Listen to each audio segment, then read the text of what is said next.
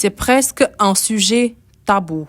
On en parle à peine au Sénégal et pourtant, la santé mentale est bien plus que l'absence de maladie. C'est tout ce qui contribue à notre bien-être, à notre joie de vivre et à notre estime de soi. En parler peut sauver des milliers de personnes. C'est dans ce cadre que le Centre de recherche, d'intervention et de formation en santé mentale, Wérouaye, a initié cette journée de réflexion. L'objectif est de décomplexer, mais surtout de sensibiliser sur les enjeux de cette pathologie. Que ça peut paraître bizarre quand on parle de santé mentale, surtout, et en plus travail. Mais au travail, c'est des individus qui vont aller au travail. C'est des individus qui vont interagir, qui vont essayer d'être productifs. Si ces gens-là ne sont pas bien, ne sont pas à l'aise, comment voulez-vous qu'ils puissent produire? Nous sommes un pays en voie de développement, nous aspirons à évoluer, à en tout cas progresser dans le truc des nations. Donc je pense qu'il est grand temps qu'on puisse penser à la santé mentale, qu'on puisse assainir les entreprises, les lieux de travail.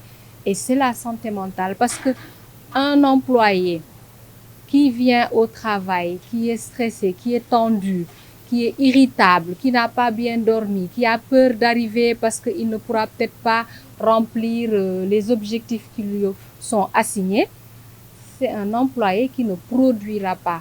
Pour décomplexer ce sujet, il faut donc l'inviter dans les foyers, en discuter, mais surtout la reconnaître doit être aujourd'hui la posture de notre société. Lorsque vous regardez ce qui se passe sur TikTok, vous vous dites au fond, nous sommes tous malades.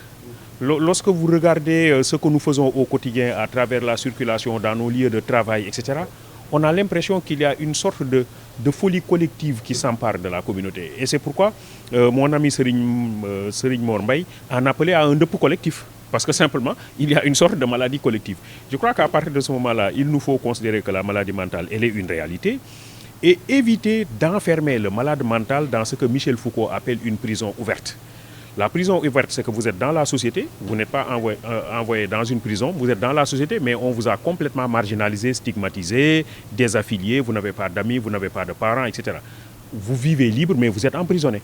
C'est une prison ouverte. Alors nous avons tendance à emprisonner le malade mental dans cette prison ouverte. Alors je crois qu'il faut l'éviter et je crois que les techniciens nous ont dit aujourd'hui que la famille surtout doit jouer son rôle d'accompagnement. Aujourd'hui, il se trouve que la famille s'est considérablement fragmentée. Elle est devenue vide pour parler comme Serigne Moussa Ka et que de ce point de vue-là, il va falloir redonner à la famille son contenu, redonner aux relations sociales leur vrai contenu. On a l'impression qu'aujourd'hui, nous avons déshumanisé les relations sociales. Le trouble mental affecte l'humeur, les émotions, la pensée ainsi que le comportement d'une personne. Dans la majorité des cas, il impacte sur le fonctionnement d'une personne et peut également causer la détresse psychologique.